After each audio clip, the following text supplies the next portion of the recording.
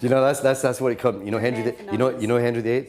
Yeah. Henry VIII. Well, he came on the throne, but what he did, the dissolution of the monasteries between 1536 and 1541, and he made all these monks redundant, and they had to leave their monasteries in England, and already the art of distillation was known to them, so they had nowhere to go, and that's why they came into Scotland. So they helped to bring the art of Scotch whisky here. So that's why they distilled it in this stuff. You certainly want to see that stuff. No, this is actually the very beginning here. This is what the distillers of the last centuries would have produced. But what you must remember is this is the very beginning. This is when it's not been matured in any casks. You've seen this before? I've heard a little bit through Charlie. Okay, so two things you must. Oh no, Charlie. Right. Okay, no offense to you, Charlie. Okay, the things what you must remember, Sue. Two things you must always remember. First thing, if I ever see you holding a glass like this and nosing like this, I'll kill you. Okay. Okay. Got it. Now, the second thing is what you do is in order to tell you something about the whiskey, you pour it in the glass, okay, and you're slowing it on the floor. Okay, because what you want to do is to actually clean out the glass to make sure it's up to the actual quality that you're looking for. So you must hold it in the glass like this. This is 68% alcohol. You swirl around and you say, hello. Then you come up to it and say, how are you? Then you come back up and say, quite well, thank you very much. So it's like meeting you for the first time. I don't know you, lovely lady, everything about you, fantastic, but how am I going to get to know you? The only way is to talk to you, communicate, and that's exactly what I'm doing with the whiskey. All right? Okay. So when you come up, you go, hello, 68% alcohol hits your nose. All right? So you forget the alcohol and you go back into the middle of it and you say, how are you? You've got two nostrils, one will be better than the other. That's why you've got to move around to make sure that the time of the day, whether it be in the morning or the afternoon, will tell you more you need to know. But if your eyes start flickering when you're nosing this new spirit, that means you're nosing it too aggressively. In this sample room, I've had 3 women already collapse and faint in front of me. Over the period of time, because they've nosed it too aggressively. You must do it gently. So when you nose it, it immediately tells you something about the spirit. It says to you, hello, I'm in a bad mood, I'm hot, I'm fiery, I'm peppery, I'm aggressive, I want to go to sleep, I've got a bit of cereal note, a bit of orange coming tang there, but I've also got damp leather and I've got baby sick. And I need to go to sleep. I need to sleep for at least 12 long years. So when the illicit distillers started producing their whiskey, they couldn't wait 12 years. They could only wait 12 seconds. That's why they put mint, sugar, thyme into the whiskey, then they drank it, and within half an hour, they were dead. Because they learned the hard way. They were only distilling it maybe once, not twice. It's only when they distilled it twice did they then purify it. So that's the beginning of it, okay? That's the beginning of it there. Just to look at it, just to show you, all right? Okay. All right, so what you've got here, there's the beginning of the whiskey. It's not been in the cask, all right? This is very important. This has not been in the cask, so therefore it's not taken any color from the wood. Okay. Okay? So because, you know, wood maturing the whiskey is what it's all about, nurturing it the same way. Now remember, the new spirit, have you any children? Yes. How many children have you got? 2. 2. Boys or girls? Boys. Boys. How old are they? 14, 17, 21. 17, 21. All right, if you get them, what you need to do is blindfold yourself and then smell them on the hairline, and you should be able to detect the difference between the two. Because when a mother is actually holding her baby, she's actually going to kiss the children on the hairline. And that's where the smell is. It's the same with the spirit here. That's the basic smell that will remain all the way through the malt whiskey. And you'll see it reflected in this here. All right? Okay. Putting it around the wrong way. So this is Dalmore. This is Dalmore, okay? This is 12 years old.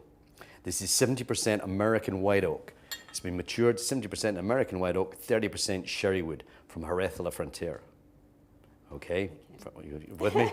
So that, because the sherry wood is going to nurture it, it's going to soften it down, it's going to give it a softness, a roundness that's been in the cask for at least a finishing period of at least 2 years.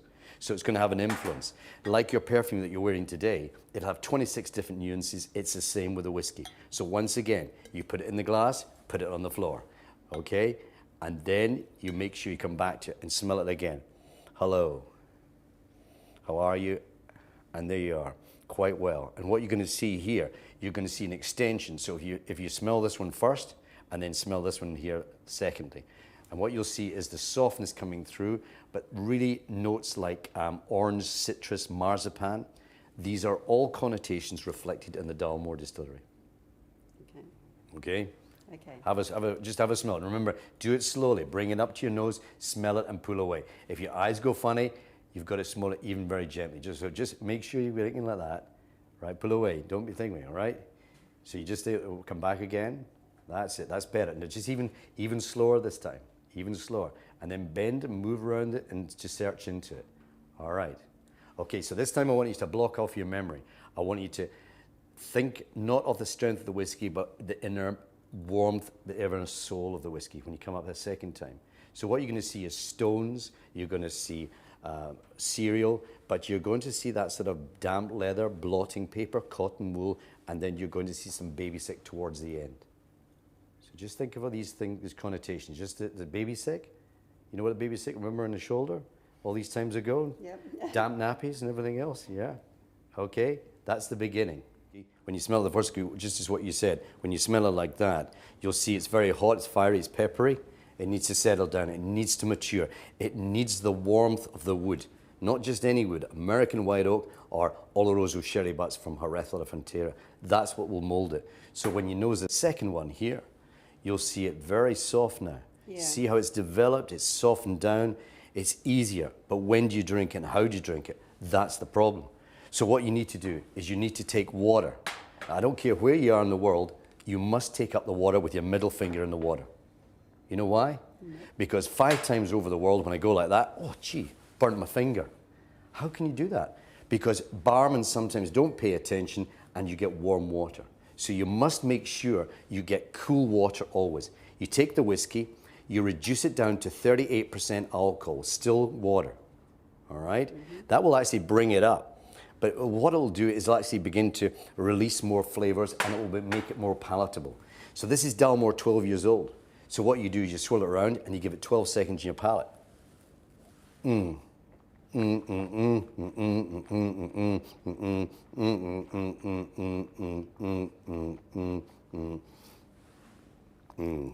chewed. Then you wait, you wait, and let it come up. If I hadn't put the right amount of water in it, your eyes would flicker. So when you and I are having a drink together and you put it in your mouth and you drink, you should in fact have the amount of water that suits your palate. As soon as it does that, it'll become more acceptable. Because if it's not the right strength, if it's too strong, your eyes will flicker, you're not paying attention to my conversation, you're like thinking of the whiskey. But people don't know that. So you need to always keep it in the mouth.